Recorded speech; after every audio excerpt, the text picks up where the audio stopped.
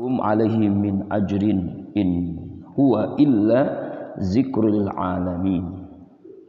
Wa ma tas'aluhum, dan tidaklah engkau ya Muhammad meminta kepada mereka alaihi untuk menyampaikan berdakwah Al-Quran, hadis, min ajrin, upah, imbalan, fulus, duit, in huwa, kecuali tidaklah dia Al-Quran itu illa, kecuali zikrun, zikir, pelajaran, nasihat lil alamin, bagi seluruh alam, bagi manusia, bagi jin, seluruh alam.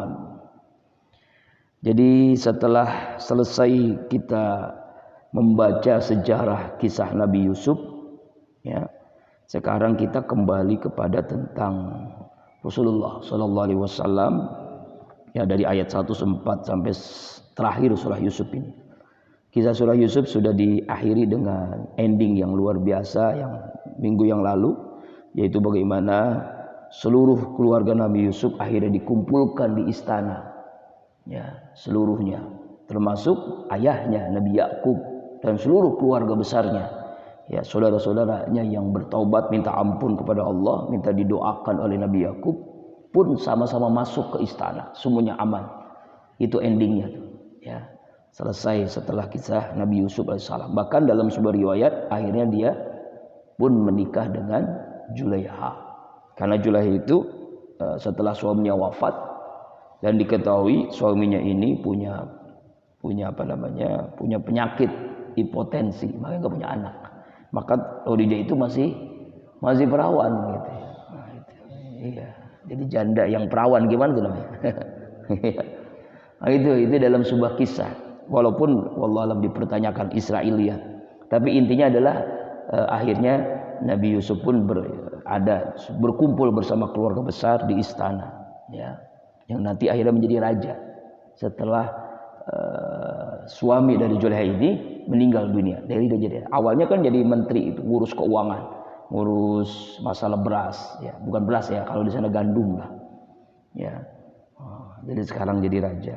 Nah, kalau ayat yang 104 ini tentang Rasulullah sallallahu alaihi wasallam. Jadi Allah Subhanahu wa taala memerintahkan langsung kepada Rasulullah, ya, wa ma tas'aluhum alaihi min ajrin. Tidaklah engkau ya Muhammad Rasulullah sallallahu alaihi wasallam, Allahumma shalli alaihi, meminta kepada orang-orang kafir, meminta kepada semua manusia, alaihi, atasnya itu maksudnya menyampaikan Al-Quran, menyampaikan dakwah, min ajrin, upah, imbalan, fulus, duit, harta. In huwa, tidaklah dia Al-Quran itu illa, kecuali zikrul lil alamin, nasihat bagi seluruh alam. Inilah yang diperintahkan Allah kepada Rasulullah sallallahu alaihi wasallam dan juga kepada seluruh orang-orang yang berdakwah, orang-orang yang menyampaikan dakwah, baik yang disebut ustadz, kiai, ajengan, habaib, ataupun ya orang-orang yang juru dakwah. Jadi tidak boleh meminta di sini, meminta. Kalau meminta nggak boleh. Kalau diberi itu berbeda. Rasulullah itu diberikan hadiah. Bahkan ketika itu ada seorang sahabat dalam asbabun nuzul surah apa saya lupa, itu dalam salah satu surah juz amma, seorang sahabat yang dia datang ke sebuah kampung, kemudian di kampung itu ada yang sakit, lalu dibacakan surah, ya, sembuh, gembira, lalu dia memberikan 2 ekor kambing. Awalnya menolak dia, sahabat yang mendampingi terima, dikasih kok, kita nggak minta, ditolak. Akhirnya berdebat tuh, tanya kepada Rasulullah sallallahu alaihi wasallam, apa kata Rasulullah? Mana? Mari kita makan bareng-bareng. Nah, artinya Rasulullah pun akhirnya membolehkan menerima hadiah. Bahkan Rasulullah pun menerima hadiah dari orang kafir sekalipun. Seperti Rasulullah menerima hadiah dari raja Mesir waktu itu yang Kristen, yang Nasrani, yaitu seorang wanita yang namanya Maria Al-Qibtiyah. Jadi hadiahnya istimewa nih. Dikasih perempuan yang cantik, Maria Al-Qibtiyah. Ya, dikasih perempuan. Nah, Rasulullah nerima, bahkan dijadikan istri. Senangnya luar biasa itu raja masuk Islam. Raja masuk Islam, rakyat semua masuk. Itulah bagian dari dakwah. Jadi kalau ada ustadz habis ceramah dikasih perempuan, terima. Insya Allah, pokoknya insya Allah dah. Nabi kan nerima hadiah. Nah, hadiahnya bukannya uang tapi perempuan, terima. Dinikahi jadi wanita. Jadi salah satu istri Rasulullah itu namanya Maria Al-Qibtiyah. Itu dalam rangka dakwah, nerima hadiah. Jadi jangan salah paham. Kalau meminta dilarang, tapi kalau menerima Rasulullah pun menerima karena dikasih bukan meminta. Jadi kalau kita dakwah nih nggak boleh meminta, apalagi pasang tali. Nah dulu pernah saya jelasin kan, tipe dai, tipe penceramah, tipe ustadz, kiai, habib itu kan ada 4. Seperti air kan. Ini mengulang aja. Ada yang pertama tipenya air hujan, yang kedua tipe air sumur, yang ketiga tipe air pam, yang keempat tipe air comberan. Nah, yang 2 ini yang baik, yang hebat, yang 2 lagi adalah yang merusak ini. Mungkin ulama su'lah. Ulama akhirat ini ada 2 cirinya. Pertama seperti air hujan. Apa maksudnya? Air hujan itu tidak memilah-milih tempat. Ya kan, ke orang kaya dia turun, ke orang miskin turun, ke pejabat turun, ke rakyat biasa turun. Kemanapun dia berdakwah. Ke orang yang narkoba, ke orang yang mabok dia dakwah, kemanapun dia dakwah. Jadi dakwah itu tidak memilah-milih tempat, dakwah dia terus kemanapun berdakwah. Nah itulah seperti air hujan, tidak memilah-milih tempat, ya kan. Nah, ini yang terbaik nih, hebat banget ini penceramah, dai, mubalik, kiai, ajengan, habib ini yang begini. Yang kedua tipe air sumur. Apa ini? Orang semuanya pada datang. Kenapa? Karena orang butuh dengan air kan. Ya, tipe air sumur, orang butuh untuk minum, untuk mencuci pakaian, untuk kehidupan seharian, pasti air orang butuh. Pada datang tuh. Kita datang ke ulama, ke habaib, ya kan?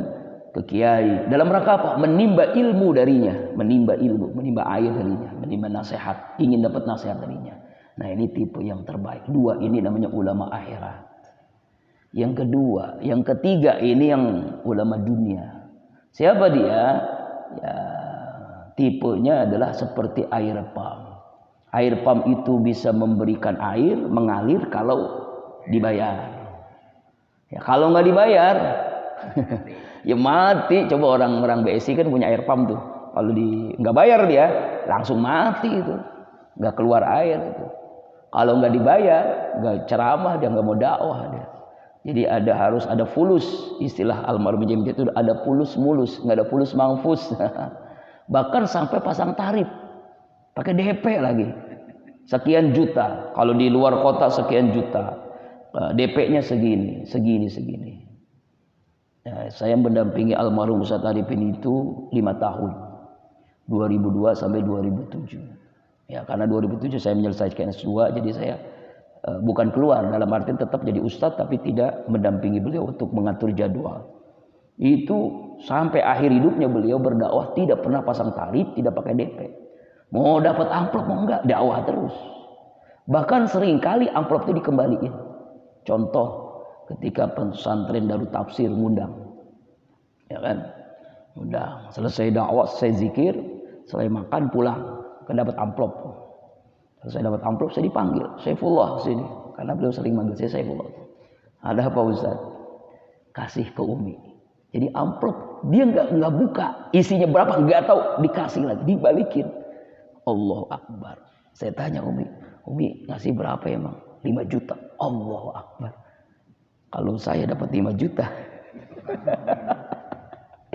aduh saya kantongin baik itu ya. Dulu balikin gitu, subhan. Dan itu bukan 1-2 tempat. Lagi bangun masjid waktu itu di mana, di Bekasi atau di Tangerang saya lupa tuh, dampingi beliau. Dibangun masjid kan. Selesai dakwah kan banyak itu kan, pada krecek gitu kan, pada bantuan pun banyak dapat bantuan itu. Saya dakwah dapat amplop. Ya, enggak buka dia. Saifullah kasih ke panitia, ini abang tambahin 1 juta. Jadi dia malah ngeluarin duit, bukan dia dapat duit tapi ngeluarin duit. Jadi dia dakwah itu dikembaliin dan ngasih infak untuk masjid yang dibangun itu. Subhanallah. Jadi belajar dari beliau, ya Allah, ya Rabbana. Apakah dia miskin? Enggak, justru makin kaya. Habis dakwah di Kalimantan, pulang dikasih Alphard yang harganya 1,5 M. Alphard, mobil Alphard kan mobil mewah. Ya itulah, Allah ganti gitu. Ya Allah, Allah ganti dengan yang luar biasa. Jadi nggak miskin, Tapi nggak pernah nggak pernah pasang tarif, nggak pasang DP. Ini kan ada ustadz sekarang yang udah mulai naik daun, udah masuk TV, udah belagu kata dia. Udah pakai DP, pakai bayaran sekian. Kalau luar kota segini. Ya, bahkan dulu yang diundang ke Dumek kan, jadwalnya jam 10 pagi, ibu-ibu udah nunggu. Sampai zuhur gak datang. Datangnya jam berapa? Jam 2. Padahal udah pakai DP itu. Ada kan? Di kampung kita sendiri ini. Ya Allah ya Rabbana. Allah Akbar ya Allah. Malu saya Allah. Allah disuruh datang lagi jam Ustadz ini kayaknya udah datang. Ya, ngapain datang lagi? Najis kata. Kalau bahasa kasar najis lah. Udah datangnya terlambat padahal udah pakai DP lagi. Bayangin dari jam 10 jadwal acaranya, jam 2 baru datang. Nah, Ustadz Arifin itu beliau tuh jaga janji. Kalau acara jam segini datang jam segini. Bahkan sebelumnya setengah jam, 1 jam sebelumnya. Itu yang saya belajar dari beliau untuk almarhum. Allahumma ighfir lahu. Allah akbar walillahil hamd. Nah itu.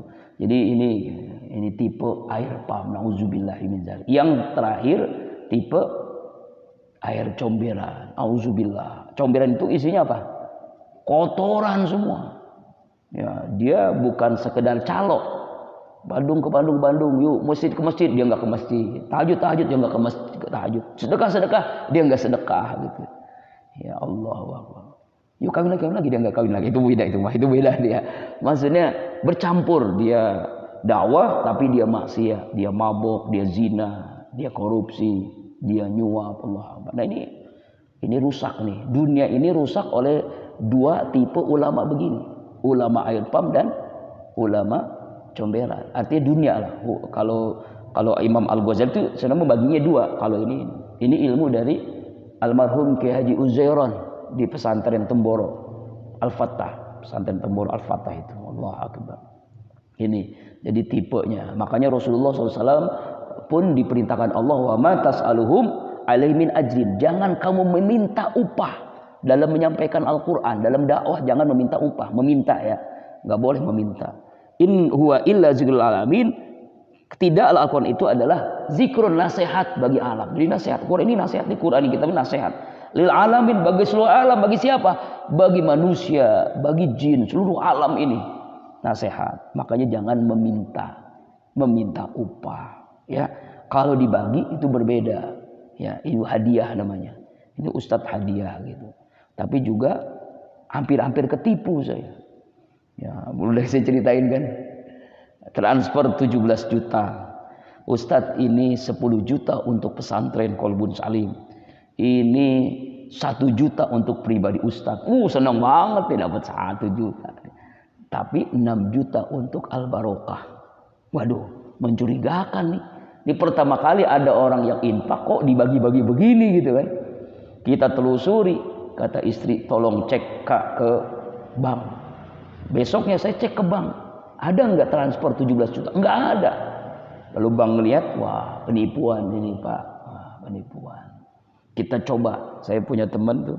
Kalau orang menipu itu, coba dicek. Kita telepon dengan video call. Kalau diangkat, dia bukan menipu. Tapi kalau nggak diangkat, penipu dia. Berkali-kali saya video call, nggak diangkat-angkat. Wah penipu, udah ketahuan. Nah, video call langsung kita lihat wajahnya. Nggak berani dia. Itu penipu tuh. Masya Allah. Ya Allah ya Rabbana. Hati-hati makanya dia. Masya Allah. Allah Akbar. Tapi Allah ganti ya. Gara-gara 17,5 juta nggak jadi. Belum lama ada yang transfer dari sahabat saya. Tim Berkah Az-Zikro 10 juta rupiah. Bener kan 10 juta. Infak belum lama nih. Baru seminggu yang lalu. 2 minggu yang lalu. Alhamdulillah. Ya Allah ya Rabbana. Itulah, jadi harus kita menjaga. Jadi ada tipe begitu Pak. Nah Rasulullah itu diperintahkan Allah jangan meminta upah, termasuk juga kepada umatnya.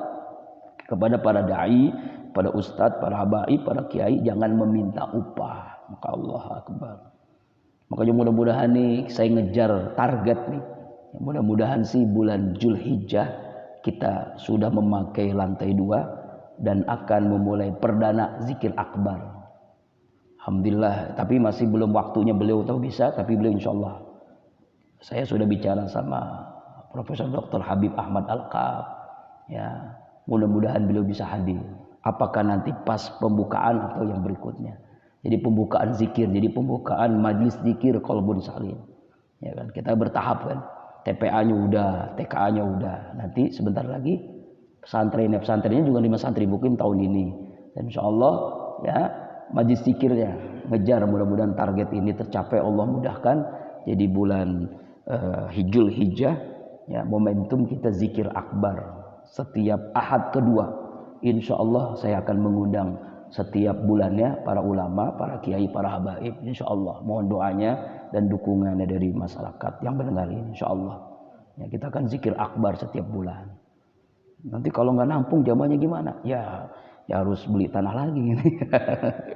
Insya Allah sebut. Ya mudah-mudahan ada yang berwakaf seperti almarhum Ustaz Arifin kan. Awalnya kan jamaah zikirnya cuma 3 orang, lalu 7 orang, lalu berapa orang? Coba 2 baris, lalu ratusan, lalu ribuan orang. Lalu bagaimana dapetin? Allah kasih lewat hamba Allah di Sentul 40 hektar 43 miliar dari almarhum Presiden Libya Gaddafi. Nah sekarang di Gunung Sindur 40 hektar, masya Allah, min haitsu la yahtasib. Nah itulah karena istiqomah dalam dakwah. Jadi Allah ganti terus dengan yang lebih-lebih daripada itu yang kita inginkan. Jadi di sini ayat 114 ini perintah Allah kepada Nabi Muhammad dan perintah Allah kepada seluruh umatnya. Kalau dakwah jangan meminta. Ya. Wa ka'ayyim min ayatin fis samawati wal ard. Dan wa ka'ayyim, dan banyak sekali min ayatin. Ya. Berapa banyak dari tanda-tanda, maksudnya begitu ya. Ini bentuknya istifham. Berapa banyak min ayatin dari tanda-tanda kekuasaan Allah, kebesaran Allah, fis samawati, di 7 lapis langit, wal ardi, dan bumi, yamuruna, yang mereka menyaksikan, yang mereka lari, marra yamuru itu melewati, jadi menyaksikan maksudnya, alaiha, di atasnya, wahum, akan tetapi mereka itu anha, terhadap tanda-tanda kekuasaan Allah, ayatin mu'ridun, mereka adalah orang-orang yang berpaling. Nah ini. Jadi ayat ini, ayat 105 ini menegaskan banyak di antara kita ya, termasuk orang-orang yang munafik lah, orang kafir itu pastilah. Orang munafik, orang kafir, kalau orang mukmin enggak mungkin. Jadi Allah sudah memberikan tanda-tanda kekuasaan Allah. Tetapi wahum anha muridun, tapi kebanyakan mereka itu berpaling, jadi tidak mau beriman kepada Allah. Orang kafir, orang munafik, orang musyrik itu begitu emang. Dilihat tanda-tanda kekuasaan Allah. Kekuasaan Allah itu apa? Bisa dengan ya ayat yang nyata, yaitu alam semesta ini, langit, bumi, matahari, bulan. Ya, kemudian ada ayat yang hidup, Rasulullah Shallallahu Alaihi Wasallam. Ada ayat yang terucap, firman Allah Al-Quran. Ada ayat yang tercipta. Jadi ayat itu ada 3 Pak ya. Ayat itu ada 3. Pertama, ayat hidup, itu Rasulullah Sallallahu Alaihi Wasallam uswah hasanah. Kita sudah tidak mengalaminya nih ya. Dulu para sahabat itu langsung melihat bagaimana Rasulullah berdakwah, bermasyarakat, berkeluarga, langsung terlihat ayat hidup. Yang kedua, ayat yang tercipta, yaitu alam semesta ini, langit, bumi, matahari, bulan, bintang, galaksi.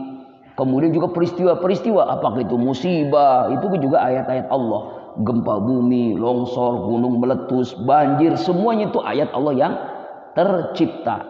Yang keempat, ayat Allah yang terucap, yaitu Al-Quran. Ini Al-Quran.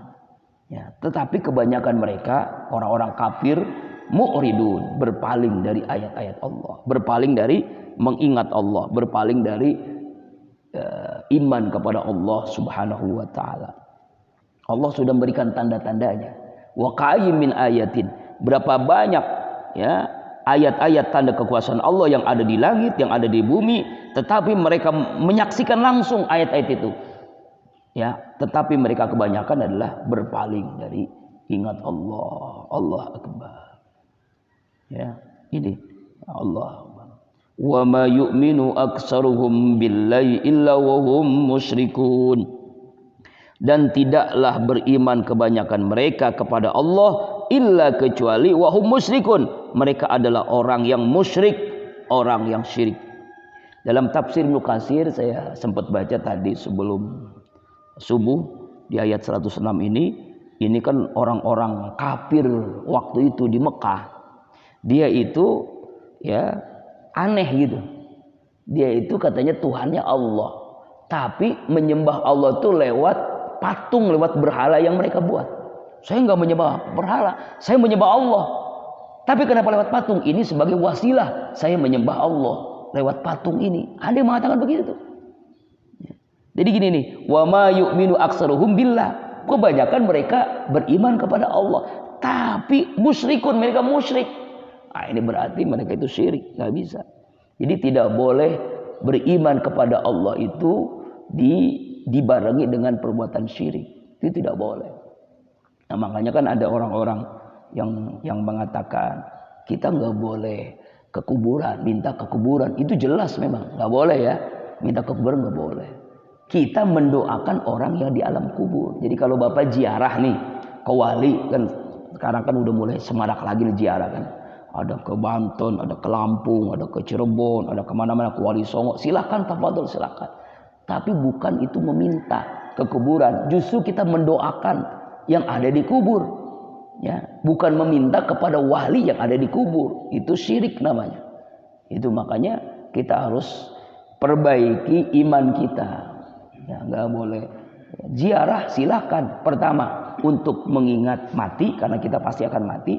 Yang kedua, kita ingin melihat bahwasanya perjuangan para ulama dulu luar biasa dalam dakwahnya, sehingga banyak umat Islam di Indonesia ini, di Jawa ini oleh Wali Songo kan. Bayangin itu luar biasa dakwahnya. Bisa merubah, dakwah itu merubah. Bayangin tuh Wali Songo tuh dakwah luar biasa dia. 9 wali itu Allahu Akbar, yang akhirnya seluruh Jawa ini, Jawa Barat, Jawa Tengah, Jawa Timur ini Muslim yang dulunya Buddha Hindu. Itu kita belajar sejarah maksudnya.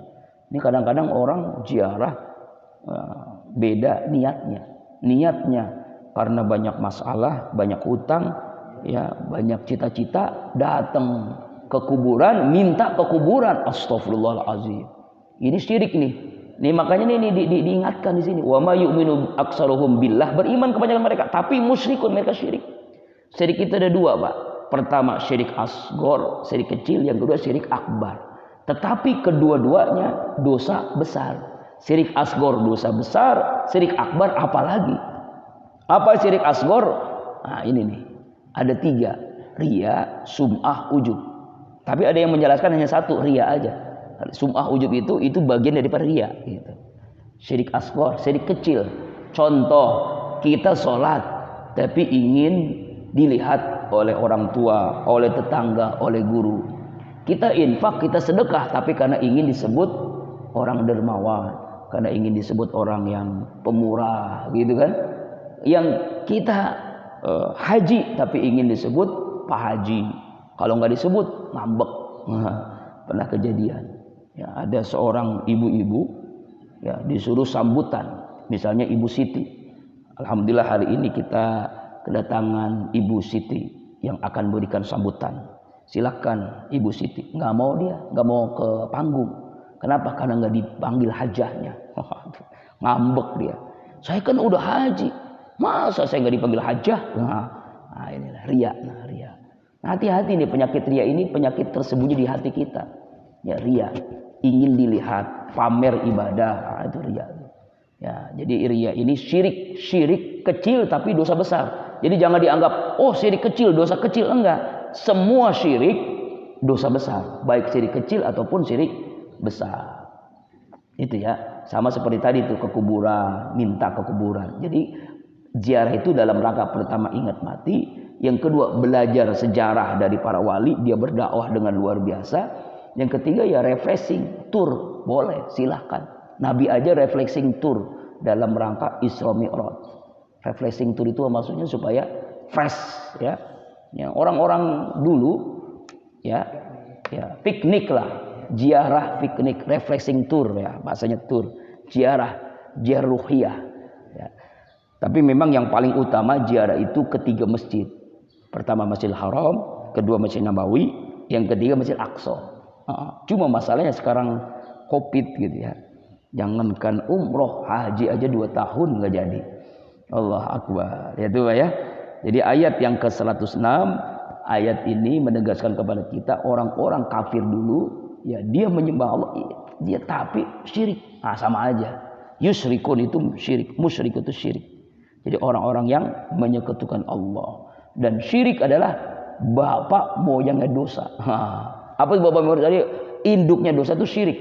Dosa-dosa lain itu masih bisa ada peluang diampuni oleh Allah. Tapi kalau syirik udah susah. Nggak ada peluang. Kecuali dia benar-benar sebelum tenggorokannya, artinya sebelum ruh ini berpisah dengan jasad, dia taubatan nasuha dan berat. Contoh lagi syirik juga, misalnya supaya dagangan laris, dia pasang sesuatu di warungnya. Kemudian kalau dia berwibawa, lalu masang jimat-jimat. Makanya ada ruqyah itu kan, ruqyah syar'iyah. Kan banyak orang yang akhirnya di ruqyah itu karena dia salah dalam mengamalkan zikir. Zikir itu ditulis di kertas, lalu ditaruh di air, lalu ditaruh di tempat, ya, bukan diamalkan.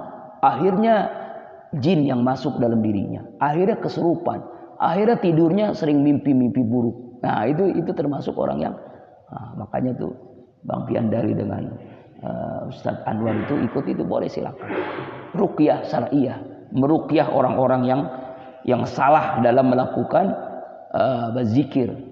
Zikir juga kan, datang ke dukun, ya namanya Habib gitu, pakai sorban gede, tasbihnya gede-gede banget. Wah kiai ini, Pak Kiai Habib, saya punya masalah, hutang saya banyak banget. Bagaimana caranya? Ini nih, ini dikasih kertas, amalin ya, ini nih. Lalu maharnya sekian juta gitu, maharnya sekian juta. Padahal utangnya udah banyak banget, maharnya mahal banget. Waduh, pakai mahar lagi. Jadi kalau ada mahar-mahar Pak, ini udah jelas dukun nih. Apapun namanya, baik dia kiai, jangan Habib, itu kalau disebut mahar itu udah dukun dah. Dukun berbaju kiai, dukun berbaju ustadz Habib. Nggak ada Pak mahar. Mahar itu nikah. Saya terima nikahnya dengan mas kawin, mahar namanya itu. Kayak kemarin ustadz, anaknya almarhum Ustadz Arifin, Ustadz Amr Azikro, namanya Muhammad Amr Azikro. Ya, belum nikah tuh. Habis nikah hebat banget tuh, masya Allah. Ternyata duitnya banyak amat ya. Keluarga besarnya infak untuk Palestina 1 miliar. Bayangkan kalau 1 miliar untuk Qobun Salim jadi. Habis nikah, selesai akad nikah, lalu beliau berinfak untuk Palestina 1 miliar. Masya Allah. Berarti kalau 1 miliar infaknya, uangnya berapa miliar ya? Berarti peninggalan almarhum itu luar biasa ya. Jadi bukan hanya meninggalkan ilmu, tapi bukan hanya meninggalkan masjid, bukan hanya pesantren, tapi juga meninggalkan warisan yang luar biasa. Warisan yang luar biasa, masya Allah. Dalam arti itu 1 miliar kalau pesan Qobun Salim, wah selesai. Allah, ya Allah, selesai 1 M. Allah Akbar, Pak ya tuh. Jadi mahar itu, jadi hati-hati dengan orang yang begitu tuh, biasanya dukun berbaju ustadz kiai abaib. Makanya dia nanti akhirnya apa? Hidupnya nggak tenang. Itulah harus diruqyah. Kenapa? Karena jin masuk ke dalam dirinya. Bukan dianya, jinnya itu yang membuat dia kaya. Padahal Allah yang mengatakan, ya wa ma min dabatin fil ardi illa 'alallahi rizquha. Tidaklah binatang melata di bumi ini kecuali rezekinya dijamin oleh Allah. Jadi jangan usah resah, gelisah dengan rezeki. Allah itu pasti kasih kita rezeki. Ya, kita itu gelisahnya kalau kita sakaratul maut, suul khotimah. Kalau dikubur kita tidak dapat penerang raudhah min riyadil jannah. Kalau kita resah gelisah itu masuk dapat surga apa dapat neraka? dapat ridho Allah atau enggak, itu gelisah kita. Kalau rezeki mah jangan digelisahin, udah dijamin. Jangankan kita, bayi yang baru lahir dikasih rezekinya, coba dia nangis langsung itu emaknya dibuka BH-nya langsung dikasih. Gampang banget dapat rezeki, nangis doang kerjaannya. Coba ada bapak nangis nggak dapat rezeki, enggak, ya udah gede nangis ya. Dapat rezeki. Artinya rezekinya udah dijamin. Bayi aja dijamin rezekinya oleh Allah. Kayak gitu Pak ya. Itu ya Pak ya. Jadi musyrik itu syirik itu hati-hati, dosa besar. Syirik kecil, syirik besar tetap dosa besar. Tadi saya jelasin musyrik itu syirik. Ya sama seperti orang datang. Jadi kalau ada datang Bapak ke kiai, lalu kiainya ngamal ini, ya, tolong Ustadz, ya, saya punya masalah hutang. Apa amalannya? Amalkan istighfar, sholat duha, sedekah. Ah itu benar tuh, berarti benar amalannya.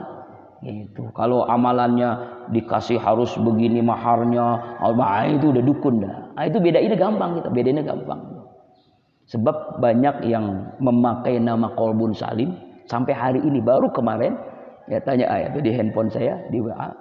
Jadi orang itu saya nggak sebut namanya ya. Dia punya ilmu kanuragan, bisa menyembuhkan berbagai penyakit. Dia punya padepokan, namanya Qalbun Salim. Orang-orang nih nelpon saya, datang ke Qalbun Salim dari Subang, dari mana-mana, dari Tangerang. Ya Allah ya Rabbana, coba lihat wajahnya sama ada orang yang nyembuhin itu dengan wajah saya. Namanya sama enggak? Dia Qalbun Salim apa? Ini pesantren bukan padepokan, itu padepokan Qalbun Salim. Astagfirullah. Iya Pak Ustadz, maaf saya salah. Iya Bapak salah. Ibu salah. Ini pesantren, ini tempat ngaji. Bocah pada ngaji tuh. Maghrib datang dari Tangerang, dari Banten, dari Cirebon. Astagfirullahaladzim. Jadi gara-gara dia punya YouTube nih. YouTube-nya itu, wah, subscribernya ribuan. Udah banyak dapat duit dah. Setiap bulan bisa jutaan dapat duitnya tuh. Kenapa? Karena banyak yang nonton. Ternyata isinya memang begitu. Wah, sama dia bisa berkelahi dengan dukun-dukun ini. Dengan ilmu kanuragan. Waduh, ini ustadz apa dukun ini? Teman-teman sendiri nih, waduh. Nah, saya sebutin aja dah, nggak apa-apa. Ustadz Nasihin namanya. Coba buka YouTube Ustadz Nasihin. Ya, itu nama padepokannya Qalbun Salim. Dia nggak punya padepokan ternyata. Kalau dia mau, makanya saya sengaja di YouTube saya ini. Kalau dia gentleman, jangan mencatut nama Qalbun Salim. Ini kalau saya polusikan bisa tertangkap itu polisi. Cuma saya nggak polusikan dulu, biarin aja dulu. Saya udah ajukan protes ke YouTube-nya dia, tapi sampai sekarang nggak dijawab, bahkan dimatiin di-cut. Ya apa-apa. Cuma yang kasihan umat ini. Oh saya salah Pak, iya Bapak salah, Ibu salah. Bayangin dari Subang datang ke pesantren Qalbun Salim, pengen berobat. Anak saya punya utang Ustadz. Kok ngundang ke saya sih? Bapak ini kan yang nyembuhin itu kan. Bapak ini kan yang bisa. Astagfirullahaladzim. Ya Allah ya Rabb, salah sambung. Kalau cuma nyempon doang masih mending. Kalau udah datang yang kasihan. Jadi bukan 1 2 Pak. Allahu Akbar. Udah sering kali ini datang. Ya kan ya? Ada saksinya tuh. Jadi ya kan? Udah berapa kali kan? Ke Qalbun Salim datang Pak. Allahu Akbar. Ya Allah. Ya Allahu Akbar. Sering banget. Jadi dia itu mencatut nama kita. Dia nggak punya nama Qalbun Salim. Dan namanya sama memang padepokan Qalbun Salim. Handphone yang nggak bisa dihubungi, WA-nya nggak bisa dihubungi. Dia nyatut alamat. Kita kan pakai Google Map. Google Map kita udah terdaftar di map tuh. Jadi alamatnya pasti datang ke sini. Astagfirullahaladzim. Kasihan itu umat, kasihan itu. Ya Allah. Tapi ketika saya lagi ngajar bocah, ngajar Iqra, ngajar Al-Quran, baru tahu, oh ini kerjaan saya sehari-hari gini, ngajar anak-anak tuh. Bukan ngobatin orang begitu, bukan. Kalau mau berobat, ada di Az-Zikra, namanya Rumah Sehat Az-Zikra, di sana di Ruqyah. Ada saya teman saya nih, nanti saya serahin ke dia, Ustadz Anwar lah, kalau mau di Ruqyah mah. Ada ke Rumah Sehat Az-Zikra, di sini ada Ustadz Zunaidi, sahabat saya, begitu. Saya kasih nomor ininya kan, kontaknya kan. Rumah Sehat Az-Zikra, ini jelas kalau mau diruqyah. Nah, dulu ada yang tanya, kenapa Ustadz nggak belajar itu? Ya dokter aja kan ada bagian-bagiannya. Ada dokter spesialis gigi, ada spesialis jantung, ada spesialis ini. Ya Ustadz kalau belajar itu juga nanti kapan dakwahnya? Jadi di bagian-bagiannya, bagi tugas. Sebenarnya bisa, udah bisa, cuma bagi tugas. Sama seperti kenapa Ustadz nggak mau menyembelih kambing, sapi? Awalnya ada yang protes. Ada yang protes, ini beneran nih cerita. Ada yang protes. Ustadz kalau bisa begitu juga nanti saya gimana gitu. Yang punya profesi itu protes nanti. Gitu. Makanya ya biarin dah, ente aja deh itu tugasnya gitu. Bagi tugas. Rezeki orang gitu, bagi tugas. Ya kan orang kalau bisa semua nanti kasihan kan rezeki orang gitu. Allahu Akbar. Nah, ya Pak ya, musyrikun tuh hati-hati dengan musyrik nih. Syirik ini banyak banget sekarang. Masih banyak sebenarnya. Ternyata kalau bikin konten begitu itu banyak yang nonton. Saya bikin konten YouTube saya cuma dakwah doang. Subscriber dikit banget. Coba kalau langsung bikin begitu langsung banyak tuh. Langsung puluhan ribu yang nonton tuh. Hah? Jutaan malah. Ya iya dong. Oh, kalau 1.000 orang aja yang nonton itu 1 juta. 2.000 2 juta. Ya, itu aja gampang. Ya kalau yang nonton misalnya ratusan ribu, ya berapa ratusan juta gitu ya. Makanya yang dilakukan oleh Ustadz Abdul Somad, Ustadz Adi Hidayat ya, Adi Hidayat 30 miliar. Hanya seminggu ngumpulin duit 30 miliar. Ya Allah, hebat banget nih Ustadz ini. Allah Akbar. Untuk Palestina 30 miliar ngumpulin duit seminggu. Saya ngumpulin duit udah 3 tahun baru dapat 800 juta 3 tahun. Ya, dia seminggu 30 miliar. Ya Allah, ya Rabb, untuk Palestina. Kalau dibikin pesantren cepet amat itu. Ustadz Adi Hidayat. Beliau itu Allah Akbar. Ahli tafsir, ahli hadis, hafalannya Allah Akbar. Wah, susah dah jadi kayak dia tuh. Allah Akbar. Ustadz cerdas ya. Sangat muda, umur baru 40 tahunan. Masih lebih muda dari saya ya. Sangat cerdas dia. Allah Akbar. 107. Afa aminu an ta'tiyahum ghasyah. Apakah mereka aman? An ta'tiyahum. Ya, akan datang fil mudhari kepada mereka ghasyah, siksaan min azabillah dari azab Allah. Au ta'tiyahum sa'ah, atau datang kepada mereka hari kiamat. Baktatan, sekonyong-konyong, tiba-tiba. Wahum la yashkurun, sedang mereka itu tidak sadar. Nah, jadi ayat yang ke 107 ini setelah Allah menyatakan orang-orang kafir di Mekah waktu itu yang dia melakukan perbuatan syirik, makanya Allah sampai mengungkapkan seperti ini nih. Ini bentuknya pertanyaan. Apakah mereka merasa aman kalau datang ajab dari Allah atau datang kiamat secara tiba-tiba dan mereka tidak sadar datangnya tiba-tiba itu. Jadi kalau Allah sudah mendatangkan azab, kalau Allah sudah datangkan musibah, kan nggak ada yang menyadari kan, nggak ada yang tahu, ya kan? Bagaimana Allah hancurkan kaum Ad, kaum Samud, kaum Lut, mungkin zaman sekarang dah. Ini kan kita merasakan nih di dunia ini kan sesuatu yang luar biasa ya. Musibah Covid ini, pandemi ini kan luar biasa ya. Yang anehnya itu kalau sepak bola sekarang sudah mulai biasa. Ya kan, badminton sudah mulai biasa, olahraga olimpiade biasa. Haji. Ya kan, ini kan ada apa begini ya di balik corona ini? Iya, musibah ada, corona, Covid ada benar. Cuma kenapa haji rukun Islam kok yang di apa namanya? Dibatalkan, dibatasi begitu kan. Allah Akbar. Alhamdulillah sekarang azikro sudah sholatnya seperti biasa.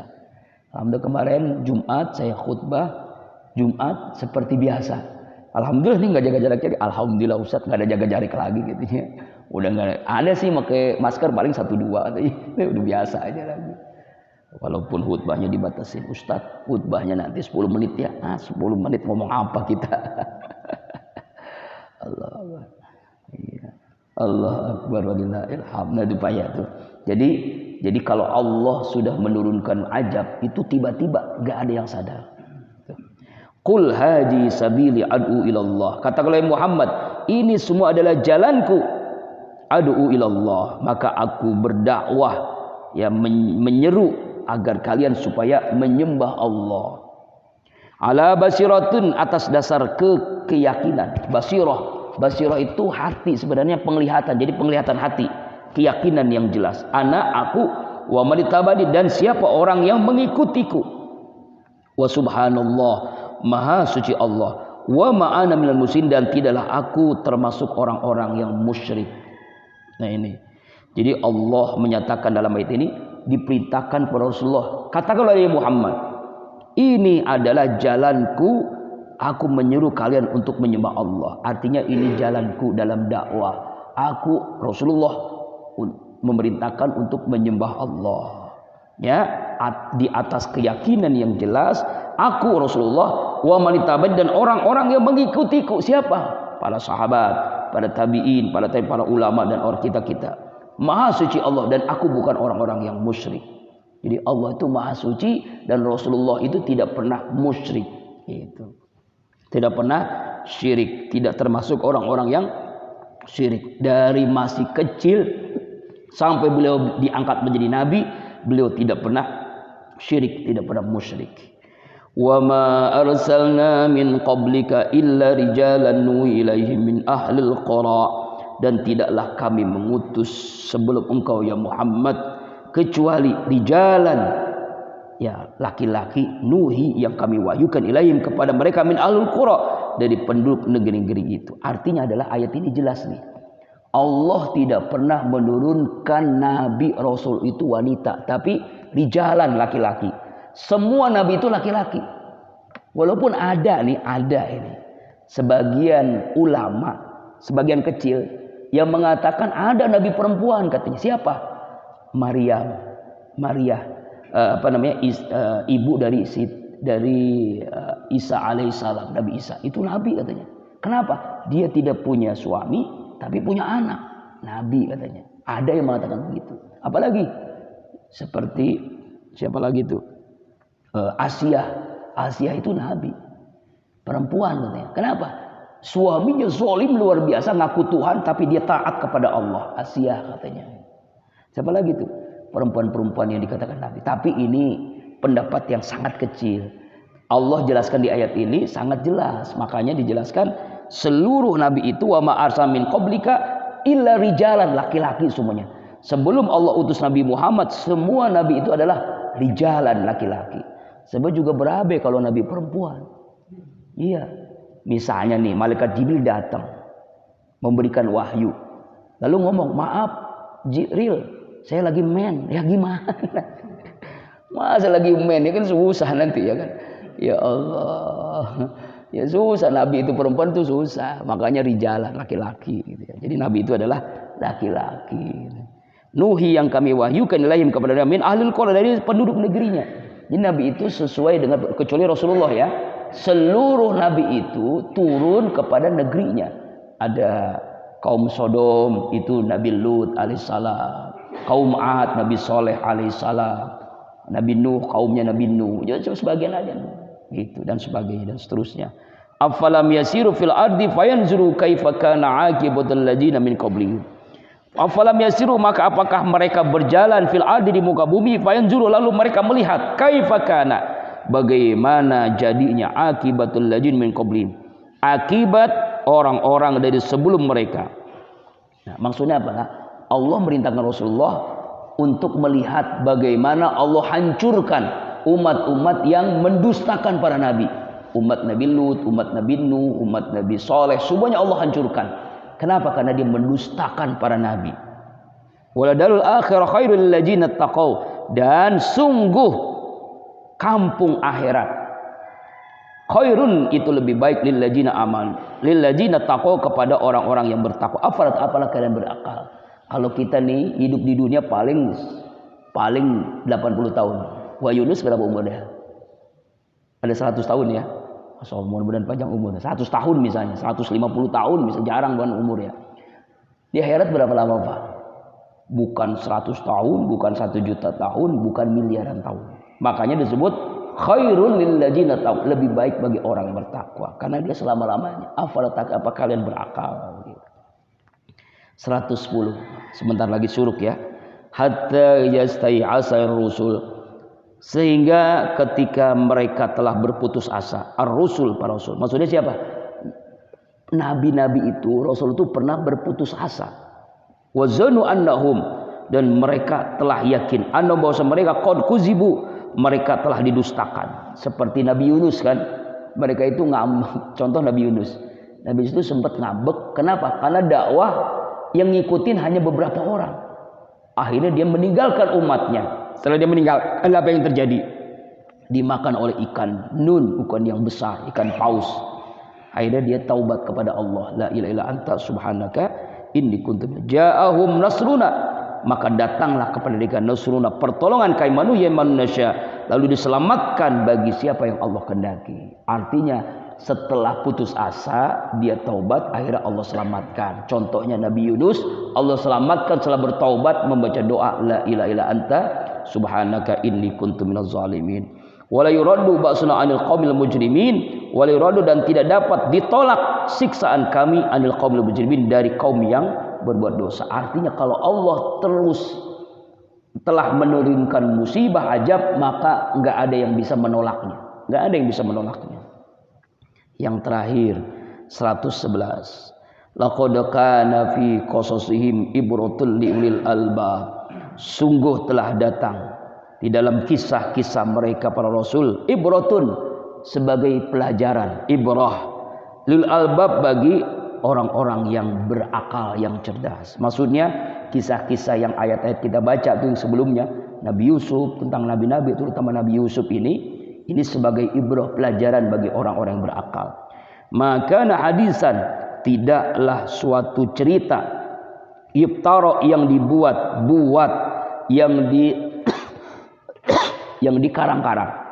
Walakin, akan tetapi, Al-Quran yang cerita ini tasdiqal ladzi baina yadayhi, pembenar kitab-kitab yang dulu terdahulu, wa tafsila, dan penjelas, kulli syai'in, bagi setiap sesuatu, wa hudan, sebagai petunjuk, wa rahmah, sebagai rahmat kasih sayang, li qaumi yu'minun, bagi kaum yang beriman.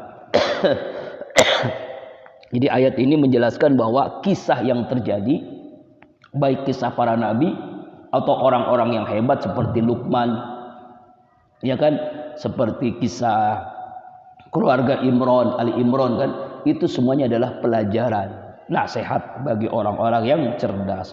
Wallahu a'lam bishawab. Mudah-mudahan walaupun singkat penjelasan di akhir ini kita dapat memahaminya. Insyaallah minggu depan surah Ar-Ra'd ayat yang pertama. Alhamdulillah kita telah menyelesaikan surah Yusuf, dan insyaallah Allah selalu membimbing kita dengan hidayahnya, istiqomah kita ngaji terus, amin ya Allah ya rabbal alamin. Bi barakati wa karamati wal mu'jati suratul Fatihah. A'udzubillahi minasyaitonir rajim. Bismillahirrahmanirrahim. Alhamdulillahi rabbil alamin, arrahmanir rahim, maliki yaumiddin.